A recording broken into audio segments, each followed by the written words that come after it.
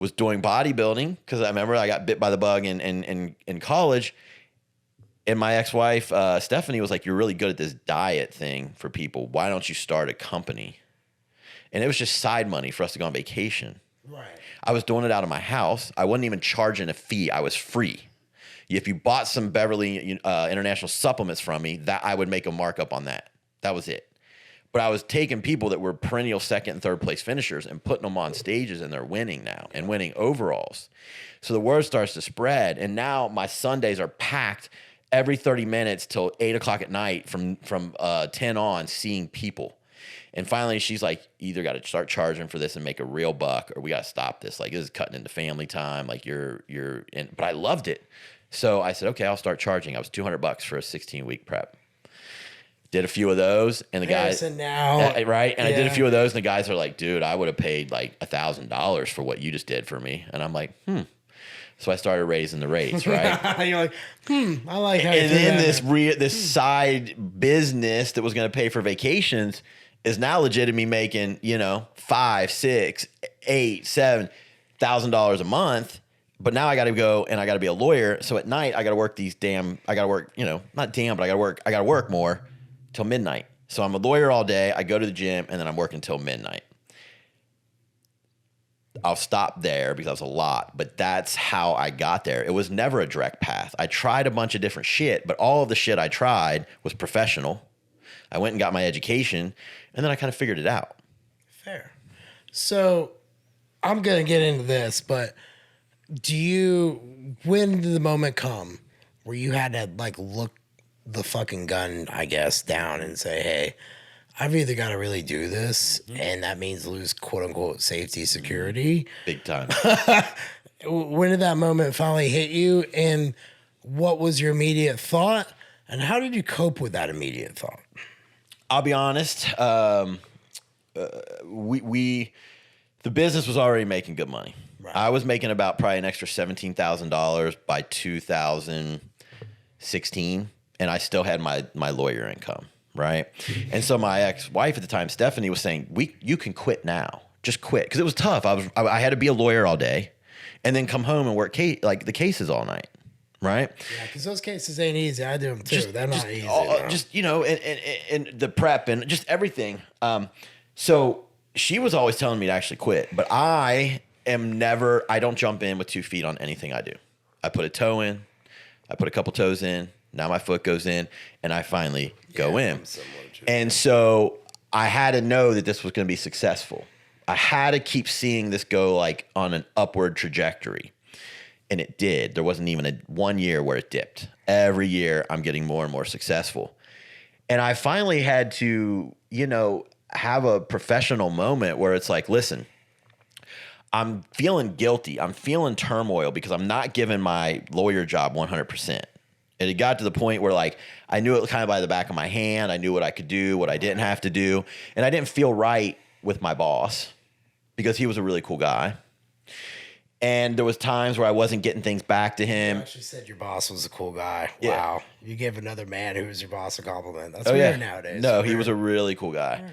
And he gave you a lot of autonomy. And that allowed me to do the business and start doing a little bit. That's huge. But then I started to feel guilty because I wasn't putting as much time in there. And I started to feel like he wasn't relying on me like he used to. And so we just kind of had a conversation, him and I. We needed to just talk man to man. And it really came down to, like any business, I wasn't giving him enough value. And his proposal was, why don't you work from home and I'll give you the cases we have, but you're not going to be a salary person. So in other words, I was going to work hourly for him.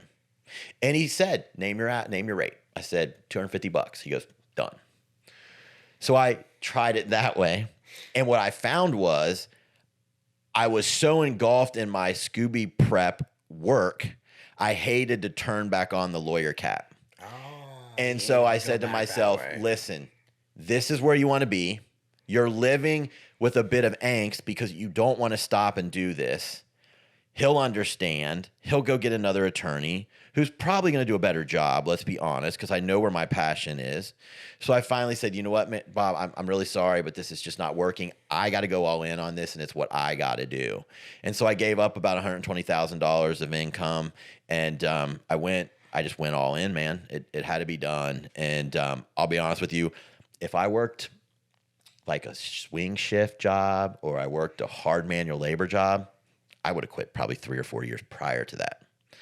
I just hung on because it was a nice security blanket and I didn't hate being a lawyer. And there's a part of you that when you go to school and invest that much time and money, it's hard to lose the identity. To tell someone you're a lawyer at the time is like, oh.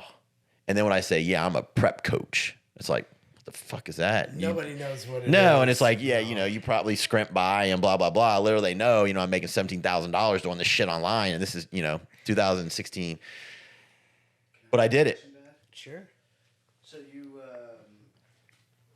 you mentioned earlier that you obviously already had the bodybuilding bug. Mm-hmm.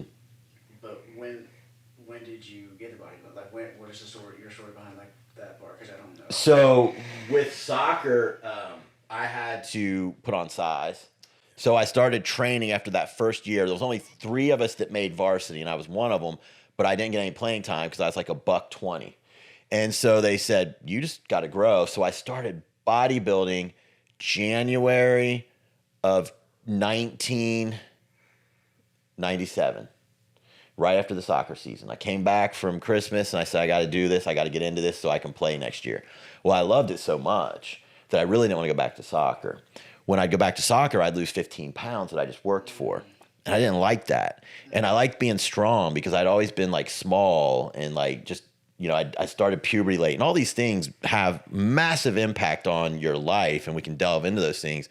But once I started lifting, I got power, and I was good at it. I was strong, quick.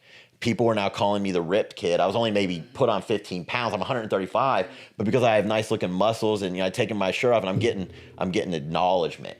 And then to me, like by the time I was going into my senior year of soccer, I just didn't even want to do it. I was bitten. Like full bitten by the bodybuilding bug. And it's just because of I don't have any problem admitting it. It's because of the attention I got from it. So before that, you were big into soccer then? I was massive into soccer. That was my first love.